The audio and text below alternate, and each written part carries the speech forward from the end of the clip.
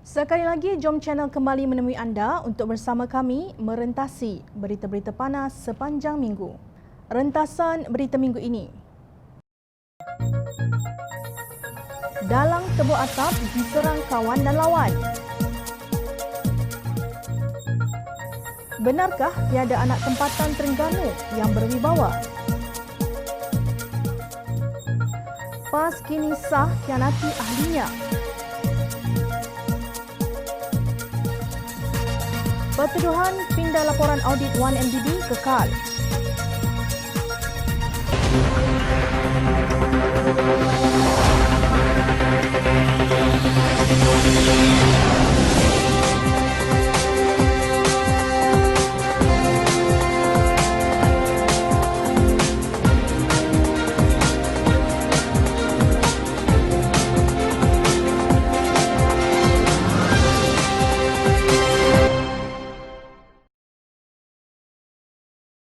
Assalamualaikum dan salam sejahtera. Saya Azrin Arif dari Jom Channel.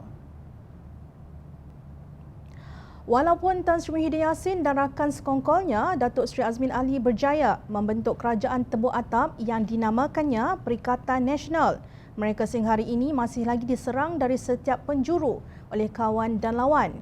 Tidak hairan jika Tun Dr. Mahathir Mohamad terus-menerus menyerang Presiden Bersatu itu yang disebutnya sebagai pengkhianat. Tetapi sehingga kini, UMNO yang kononnya kawan langsung tidak memberi muka kepada pimpinan parti tersebut. Seluruh kepimpinan UMNO bertegas mereka tidak akan menyertai Perikatan Nasional sebagai salah satu daripada parti komponen sekiranya gabungan itu ingin didaftarkan. Kenyataan ini disebut oleh Presiden UMNO Datuk Seri Zahid Hamidi dan Ketua Pergerakan Pemudanya Datuk Dr. Ashraf Wajri Dusuki. Muhyiddin pula seolah-olah tidak terkesan dengan kecaman UMNO ekoran keputusan Mahkamah Tinggi yang mendapati bekas Presiden UMNO Datuk Seri Najib Razak bersalah atas kesemua 7 pertuduhan menyalahgunakan kuasa berhubung dana RM42 juta dari SRC International Sdn Bhd. Najib didapati bersalah atas 3 pertuduhan pecah amanah jenayah CBT, 3 pertuduhan pengubahan wang haram dan 1 pertuduhan menyalahgunakan kuasa membabitkan dana SRC International, anak syarikat One Malaysia Development Berhad 1MDB. Beliau didapati bersalah di bawah Seksyen 23-1 Akta Suruhanjaya Pencegahan Rasuah Malaysia SPRM dan dijatuhi hukuman penjara selama 12 tahun serta denda sebanyak RM210 juta. Justru apa tindakan UMNO? Walaupun kenyang mendapat ghanimah, mereka tetap mahu menunjukkan dominasi. Antara pemimpin UMNO yang keras mengkritik Bersatu ialah Ketua Bahagian UMNO Batu Pahat, Datuk Dr. Puat Zarkashi. Pada kali ini, serangan dihalakan kepada Azmin Ali yang dicabarnya agar turun habis-habisan membantu calon UMNO dalam pilihan raya kecil Slim. Ahli Majlis Tertinggi UMNO itu turut menuntut agar pemimpin Bersatu membuktikan mereka betul-betul menyertai Muafakat Nasional dengan turun habis-habisan di pilihan raya kecil itu. Menurut beliau, Bersatu harus membuktikan parti itu mahu menyertai Muafakat Nasional dan menganggap Tun Dr. Mahathir sebagai lawan. Azmin jangan setakat tunjuk muka macam di sini, biar rakyat putuskan siapa pejuang, kata Puat dalam satu hantaran di Facebook. Bersatu kini sedang menghadapi kemelut dalaman dengan pimpinan akar umbinya mengisytiharkan keluar parti. Ekoran penubuhan Parti Pejuang yang ditaja oleh Tun Dr. Mahathir semakin ramai yang meninggalkan parti itu. Terkini, 13 bekas calon pilihan raya umum ke-14 lalu yang terdiri daripada 9 kerusi parlimen dan 4 kerusi Dewan Undangan Negeri mengumumkan keluar parti. Bagaimanapun, Muhammad Fauzi yang mewakili kumpulan berkenaan dalam sidang media berkata mereka akan bertindak sebagai kumpulan pemerhati dan tidak akan menyertai mana-mana parti buat sementara waktu. Keputusan dibuat setelah mengambil kira pendapat suara akar umbi dan ia dibuat bukan atas desakan mana-mana pihak, katanya. Tentunya Muhyiddin berharap UMNO Barisan Nasional tidak berani keluar dari Perikatan Nasional walau apapun yang mereka kata. Begitulah nasib dalang tebuk atap. Mereka umpama berniaga buluh kasap, hujung hilang, pangkal lesap. Menteri Perusahaan Peladangan dan Komoditi Datuk Dr. Muhammad Khairuddin Ahmad Razali mempertahankan pelantikan Datuk Raja Idris Raja Kamaruddin meneraju beberapa jawatan penting dalam syarikat milik Kerajaan Negeri GLC Terengganu. Menurut Khairuddin, Raja Idris bermastautin lama di Terengganu ketika muda. Beliau rapat dengan Presiden PAS Datuk Seri Hadi Awang pada tahun 70-an dan 80-an. Beliau menjadi salah seorang penasihat kepada Presiden PAS bagi isu-isu korporat sehingga kini, kata Khairuddin dalam satu kenyataan di Facebook. Kata Ahli Parlimen Kuala Nerus itu, Raja Idris melepaskan gaji bernilai jutaan setahun untuk kembali ke Terengganu bertugas membantu Hadi Awang yang menjadi Menteri Besar Terengganu bagi memulihkan TDM Berhad pada 1999 dengan gaji yang jauh lebih kecil berbanding sebelumnya. Beliau bersama saya menjadi penasihat ekonomi Kerajaan Kelantan sejak 2013 sehingga sekarang, ujarnya.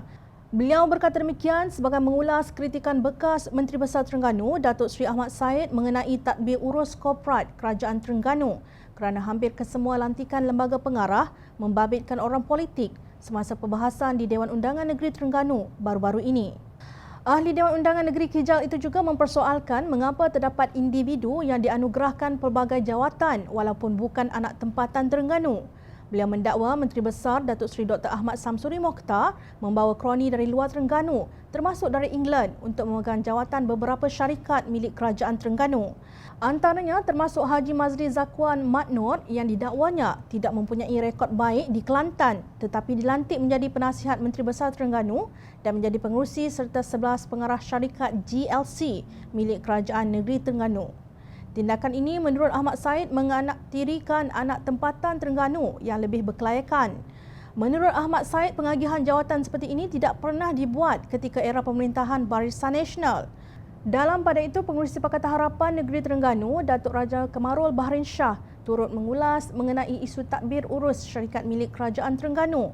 Baik PAS maupun Barisan Nasional, kedua-dua parti ini seolah-olah mempergadaikan nasib rakyat Terengganu dengan isu penyelewengan wang rakyat. Apa yang YB Ahmad Said dan saya timbulkan adalah ketidakwajaran mengambil orang luar Terengganu bekerja semasa rakyat negeri sendiri tidak ada pekerjaan, melainkan kalau yang diambil mempunyai kepakaran istimewa, tegasnya. Agak aneh apabila dalam mempertahankan Raja Idris, Khairuddin turut memuji dirinya yang menjadi penasihat ekonomi Kerajaan Kelantan bersama-sama tokoh korporat tersebut sejak tahun 2013. Persoalannya, jika beliau dan Khairuddin sendiri benar-benar berwibawa sebagai penasihat ekonomi, mengapakah Kelantan kekal sebagai negeri yang termiskin di semenanjung Malaysia? Kenyataan Kelantan sebagai negeri termiskin ini disebut oleh Dr. Muhammad Razif Mat Jidin tahun lalu yang ketika itu menyandang jawatan sebagai Timbalan Menteri Hal Ehwal Ekonomi. Statistik kemiskinan bagi bulan Jun 2019 menunjukkan miskin tegar di Kelantan adalah seramai 6,218 orang, manakala miskin adalah seramai 31,217 orang. Dan pada masa sama, bila kita turun ke bawah, kita lihat ada kumpulan yang masih ketinggalan. Itu hakikat kita harus terima, katanya ketika menyampaikan ucap tamak kepada Kongres Sosioekonomi Kelantan 2019, anjuran Universiti Malaysia Kelantan di Kota Baru pada 27 Ogos tahun lalu. Mengapa mereka gagal mencari jalan agar seluruh rakyat Kelantan dapat rasa nikmat pembangunan jika kononnya mereka sangat berwibawa? Apa yang kita nampak hanyalah pemimpin PAS mengutamakan membeli Mercedes-Benz untuk kegunaan mereka, sementara rakyat kelaparan. Tak sangka, rupanya pengakuan ikhlas pimpinan PAS hari ini, mereka gembira dan syukur pada usaha UMNO menjatuhkan kerajaan pimpinan PAS di Perak 11 tahun lalu. Tuan Guru Ni Abdul Aziz gelar puak itu sebagai celaka dan jahat, keluh bekas Ketua Pemuda PAS Shah Alam Ahmad Sayuti Bashirun. Beliau dipercayai merujuk kepada kenyataan Setiausaha Agung PAS Datuk Taqiyuddin Hassan dan Ahli Jawatan Kuasa Pusat PAS Dr. Zulkifli Marzuki yang jelas terujar dengan peranan masing-masing dalam penyatuan UMNO PAS. Taqiyuddin berkata usaha itu bermula sejak 2015, namun Zuhdi memberi tahun yang lebih awal iaitu 2011. Apapun, kenyataan pemimpin tertinggi PAS itu menusuk jantung ahli-ahli PAS yang selama ini berjuang menentang UMNO Barisan Nasional. Ahmad Sayuti mengimbas kembali pertemuan beliau dengan almarhum Datuk Ni Aziz Nikmat yang dicatatnya pada 25 November 2009. Beliau memasang rakaman ucapan-ucapan si pengkhianat. Tuan Guru Ni Aziz titiskan air mata, berdiam lama seraya berkata, Saya dah tua tapi belum pun mati, tapi mereka dah tak sabar mahu khianati rakyat dan parti. Ahmad Sayuti memetik kata-kata Aziz, saya nak ludah muka pengkhianat itu. Begitulah kuatnya tentangan almarhum terhadap usaha penyatuan UMNO PAS. Namun, lama sebelum itu, kata Ahmad Sayuti, Barisan Alternatif BA yang dibina oleh almarhum Ustaz Fazil Nur pasca Reformasi 1998 telah jatuh berkecai angkara doktrin negara Islam yang dibawa Datuk Seri Hadi Awang pada tahun 2002. Beliau mendakwa kekalahan Teruk PAS pada pilihan raya umum 2004 yang hampir kehilangan Kelantan adalah angkara orang yang sama. Kata Ahmad Sayuti, kepimpinan baharu PAS selepas itu 2004 tetap meneruskan agenda reformasi bangkit dengan kekuatan bersama keadilan, NGO rakyat dengan kerjasama tidak rasmi tapi sangat rapat dengan DAP sehinggalah PRU 2008. Berkali demonstrasi bersih dilaksanakan untuk mengebeling kuasa rakyat masa itu. Natijahnya, rakyat menolak UMNO Barisan Nasional dalam gelombang kedua reformasi 2008. Pimpinan anak-anak buah almarhum Fazil Nur terdahulu yang bersama PAS, tegasnya. Menurut Ahmad Sayuti, melihat kebangkitan tersebut, Ni Aziz bersetuju membentuk Pakatan Rakyat. Tahun 2008 hingga 2013 hinggalah 2014 adalah tempoh 7 tahun di mana setiap kali perhimpunan tahunan PAS akan putuskan 2 ketetapan tanpa jemu diperbahaskan dengan mandat 100% perwakilan, iaitu kuatkan parti, perkukuhkan Pakatan Rakyat. Menurut beliau, Pakatan Rakyat kehilangan momentum apabila Datuk Seri Anwar Ibrahim dipenjara oleh Datuk Seri Najib Razak pada tahun 2015. Apabila Ni Aziz meninggal dunia pada tahun yang sama, pengkhianat keluar daripada lakonan politik mereka. Muktamar 2015 berlakulah apa yang dah berkali saya sebutkan. Muktamar pertama tanpa Tuan Guru Ni Aziz bahkan berjalan tanpa Ketua Syura. Mursyidul Am baru belum dilantik, maka Tuan Guru Hadi Awang masa itu melakukan veto membawa PAS keluar daripada Pakatan Rakyat sehingga terbubarnya Pakatan Rakyat pada 6 Jun 2015. Itulah sejarah yang tak dapat dinafikan oleh mereka hingga kini. Sejarah pengkhianatan ini akan terus terpahat di dada generasi anak cucu kita kelak. Parti berlabel agama pimpinan seorang berlabel Tok Guru yang sama melakukan 2 kali pengkhianatan pada mandat ummah dan negara tahun 2002 dan 2015, tegas Ahmad Sayuti. Apa yang dinukilkan oleh Ahmad Sayuti adalah rekod sejarah yang tidak berbohong. Namun sebenarnya yang lebih berbahaya dalam perjuangan ini, mereka yang bersama kita berketayap dan berjubah berkata agama tapi sanggup melakukan makar jahat. Sungguh celaka hanya demi kuasa dan harta, tegasnya. Jom Channel melaporkan suara hati pihak yang sedar awal bahawa mereka dikhianati. Namun malangnya sejuta lagi ahli PAS yang ikhlas dalam memperjuangkan Islam dan bersangka baik akan terus diperdaya dengan penipuan oleh puak yang tidak takut kepada dosa. Minggu ini kita diperdengarkan dengan kes bekas Perdana Menteri Datuk Seri Najib Razak yang didakwa mengarahkan pindaan terhadap laporan akhir Audit One Malaysia Development Berhad 1MDB yang sudah dimuktamadkan Ketua Audit Negara Tan Sri Amrin Buang. Najib Razak didakwa menggunakan kedudukannya untuk mengarahkan pindaan terhadap laporan akhir Audit 1MDB sebelum dibentangkan di hadapan Jawatan Kuasa Kira-kira Wang Negara PAC bagi mengelakkan sebarang tindakan diambil terhadapnya.